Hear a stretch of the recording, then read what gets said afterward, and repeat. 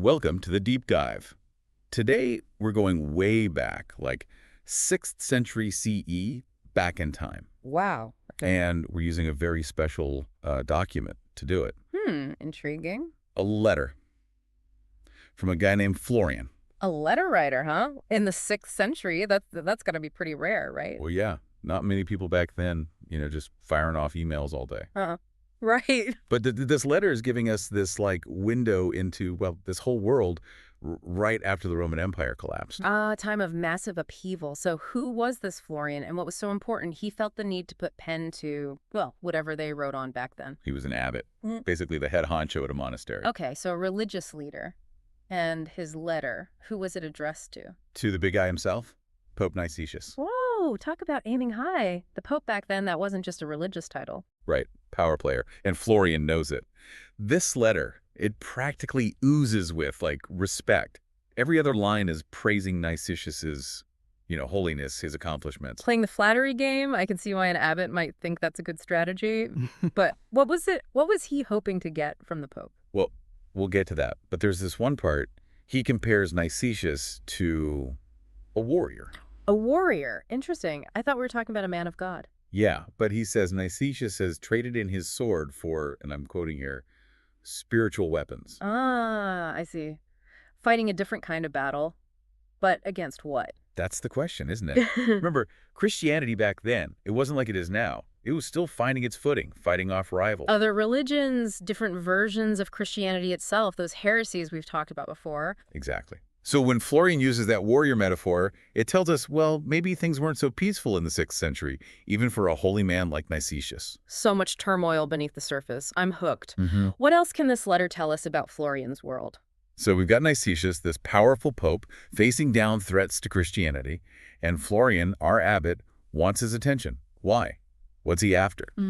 Well, the letter itself, it's actually a prayer request. A prayer request to the Pope. Yeah, Florian's asking Nicetius to pray for him. Huh. You'd think with all that flattery, he'd be asking for, I don't know, a bigger monastery or something. Maybe a promotion. But no, it's prayer. And to understand why that's so important, we got to think like a 6th century person. All right, then. Put on your ancient thinking caps, everyone.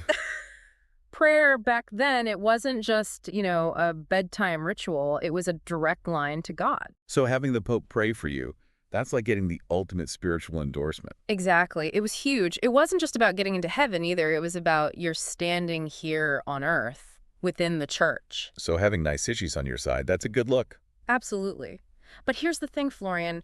He doesn't just stop at asking. He starts, well, it's almost like he's name-dropping. Name-dropping. Like, oh, hey, Pope. Just casually mentioning, I know Bishop so-and-so. Exactly. He brings up Nicetius, Bishop of Pavia. And Nicetius rings a bell, remind me. Remember those heresies we talked about? Right, the different flavors of Christianity. Well, Nicetius, he was like the anti-heresy guy, super eloquent, known for taking them down. And Florian just so happens to mention that Nicetius was his teacher. Subtle, right?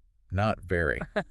So, who else is on Florian's name-dropping list? Let's see. We've got Caesarius, Bishop of Arles. Okay. And why is he so special? Caesarius, he was known for his piety, his good deeds. He worked with what they called barbarians back then. The folks who overthrew the Roman Empire. The very same.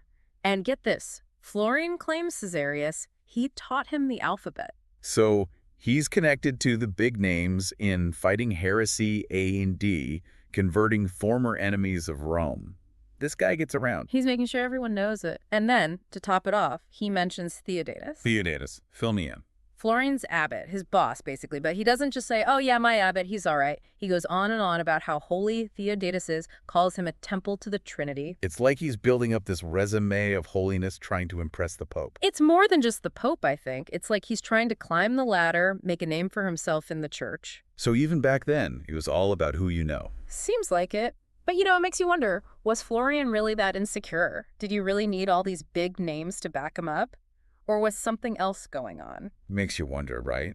Maybe Florian was a little unsure of himself, like he needed these heavy hitters in his corner to get Nicetius to take him seriously. Yeah, could be. It really shows you, even back then, all about connections, right? Yeah. But it's not just a power play. It tells us something about Florian himself. This wasn't just a form letter. This is a guy thinking, how do I get this important person to listen to me? And he keeps going. Yeah. Like, just when you thought he was done with the name dropping, he throws in one more. Bishop Dadius. No kidding. Really laying it on thick. I mean, how many bishops can one abbot know? Well, apparently, a lot. But it does make you think this whole letter, this whole request for prayer, it's given us a pretty amazing look at, well, a world we don't get to see very often. Right, like we think about the 6th century and its, crumbling empires, monks, and monasteries. But then you read this letter and you realize these are real people with ambitions, with anxieties, just like us. Absolutely. Trying to make their mark on the world. Who knew a prayer request could be so revealing? Well, that's the beauty of history, isn't it? These little glimpses into the past. And this letter, Florian's letter, it reminds us that even though centuries separate us, we're not all that different. We still crave connection, seek out mentors, want to be part of something bigger than ourselves. And we still name drop. Hmm. Maybe not bishops so much anymore. Maybe not bishops, true. But we all have our lists, don't we? The people we admire, whose approval we seek. Makes you wonder, who would we be name dropping if we were writing to, say, a powerful CEO today? What would that say about us? Now that's something to think about. Well, folks, there you have it, another deep dive into the past, thanks to a single letter and the story it tells. Thanks for coming along for the ride. Keep exploring, keep asking those big questions, and we'll see you next time on the Deep Dive.